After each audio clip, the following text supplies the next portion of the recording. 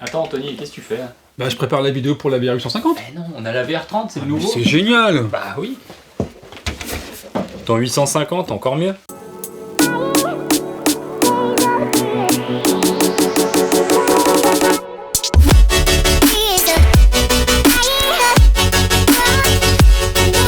Alors deux mots, peut-être pour ceux qui ne connaissent pas Arkham, il s'agit d'une société britannique qui conçoit des électroniques hi-fi stéréo et multicanaux, et Arkham est réputé pour la musicalité de ses produits. Tout à fait, c'est ce qu'on retrouve dans cette VR30, qui du coup combine et un ampli multicanal pour du home cinéma, et un ampli de haute fidélité, stéréo, parfait pour écouter de la musique. Donc par rapport à son prédécesseur, la VR 850, que tu voulais nous présenter, le nouveau, autant en profiter, on bénéficie de 7 canaux en amplification classe G, donc qui permet d'avoir une précision et une dynamique qu'on ne retrouve pas dans les amplis classiques. Là, on a vraiment une réserve de courant qui est parfaite, puisqu'on a en plus 7 fois 100 watts sous 8 ohms, 7 fois 180 watts sous 4 ohms, donc les 7 canaux en fonctionnement en simultané. Autant dire qu'on peut faire fonctionner n'importe quel type de configuration, même avec des grosses enceintes comme les HDI de JBL qui sont derrière nous. Qui dit nouvel ampli dit forcément les derniers formats de décodage. Tout à fait. Alors déjà, premièrement, on est sur un ampli qui est capable de décoder 16 canaux. Donc 16 canaux, c'est largement suffisant et c'est parfait pour des formats comme du Dolby Atmos, du Neuralix de chez DTS, et notamment aussi, puisqu'il est compatible, cet AVR30, avec l'Auro 3D, qui est fait de la prise au mixage, et qui permet d'avoir une immersion encore plus poussée au niveau 3D sonore, je dirais. Est-ce qu'Arkham a changé de convertisseur pour ce nouvel AVR? Les convertisseurs ont été revus, puisque là maintenant on est sur des convertisseurs ESS Sabre, donc on est vraiment sur une qualité audiophile au niveau de la conversion. Plus musical. Beaucoup plus musical, donc c'est vrai qu'on retrouve vraiment la signature sonore d'Arkham pour ça.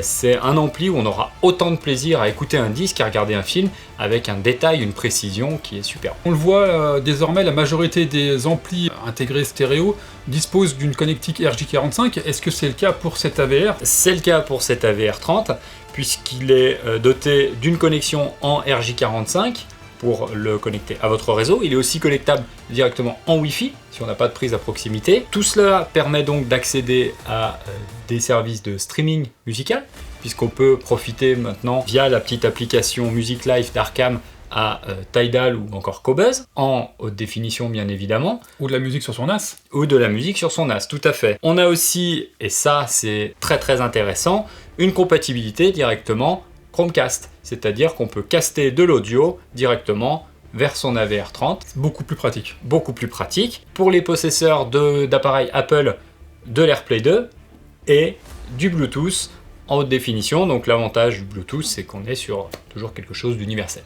De standard, exactement. On va dire. On remarque aussi que l'esthétique a un petit peu changé, puisque en façade, on a un potentiomètre qui est assez imposant, et surtout un écran qui est beaucoup plus grand. L'intérêt, c'est que maintenant, tout l'accès au menu se fait directement sur l'écran à l'avant de l'appareil. On n'est plus sur un menu en OSD, c'est-à-dire sur la télévision ou sur l'écran de projection, qui prend toute la place. Là, on a accès à tous les réglages directement sur l'appareil, et on a également, grâce à la connexion au réseau, possibilité d'accéder à une petite interface web pour piloter l'ensemble des paramètres à distance avec un ordinateur ou une tablette ou un téléphone. Il suffit de récupérer l'adresse IP de l'Arkham. Exactement, qui est indiquée dans le menu sur l'appareil. Justement, dans les menus, qu'est-ce qu'on va y trouver? Les réglages classiques qu'on a sur tous les amplis AVR, donc des réglages de décodage, les réglages d'enceinte qui vont permettre de gérer la distance et le volume de chaque enceinte indépendamment, et puis on a aussi accès maintenant à beaucoup plus de réglages, notamment pour la fréquence de coupure de chaque enceinte,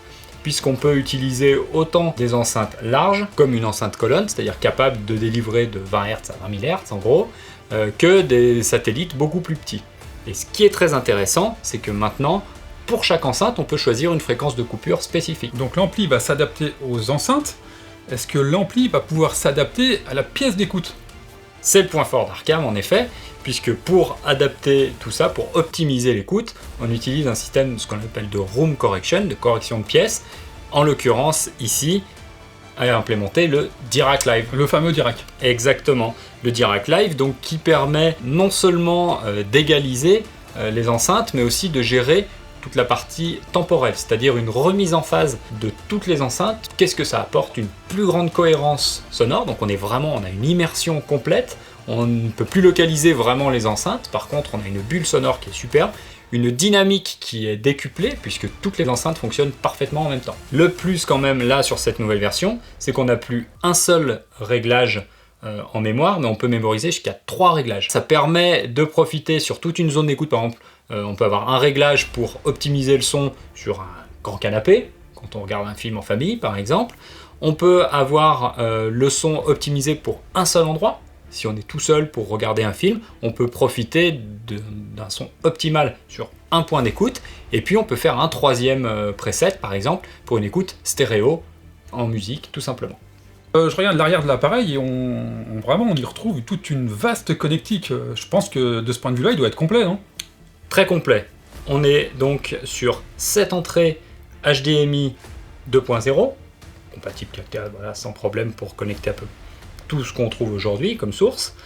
On a 3 sorties, dont 2 pour une zone 1 qui permettent d'alimenter en images un vidéoprojecteur et un téléviseur par exemple, et en plus une zone 2 pour un téléviseur dans une autre pièce. Très complet donc pour le HDMI, mais il y a d'autres prises que l'on trouve à l'arrière. Tout à fait, donc on a des entrées en numérique pour pouvoir connecter les sources, donc soit en SPDIF, soit en Toslink, directement en optique. Et puis on a aussi des entrées analogiques RCA pour brancher n'importe quelle source standard. On a aussi, ça c'est très important, les 16 canaux décodés avec des sorties préamplifiées accessibles à l'arrière.